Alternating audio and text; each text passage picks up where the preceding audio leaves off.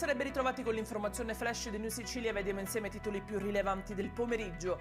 In apertura la firma del presidente Schifani sull'emendamento che aumenta i benefici a favore delle vittime di violenza. L'intervento legislativo modifica l'articolo 118 della legge regionale 3 del 2024 introducendo la retroattività. La normativa attualmente in vigore riconosceva già alle vittime di violenza, così come ai figli delle donne uccise, lo stesso trattamento riservato a chi ha subito crimini di mafia.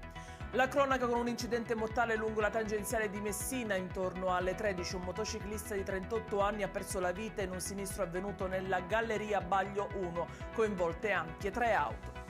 Convalidati gli arresti dei 2 giovani coinvolti nella rissa con spari avvenuta nei giorni scorsi a Noto nei pressi di un locale affollato per l'infiorata e adesso chiuso dal questore per 15 giorni.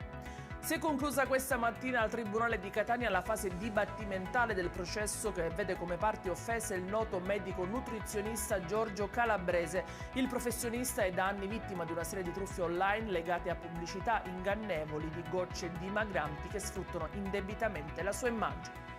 In chiusura il meteo, giornata nuvolosa domani con possibilità di precipitazioni su Messina, Catania, Palermo, Enna e Caltanissetta. Un peggioramento, secondo gli esperti, è previsto a partire da sabato. Ed è tutto per questa edizione. Vi ricordo come sempre che i dettagli su queste notizie e molte altre li trovate sul nostro sito e sui nostri canali social. Grazie per averci seguito, a domani e buona serata.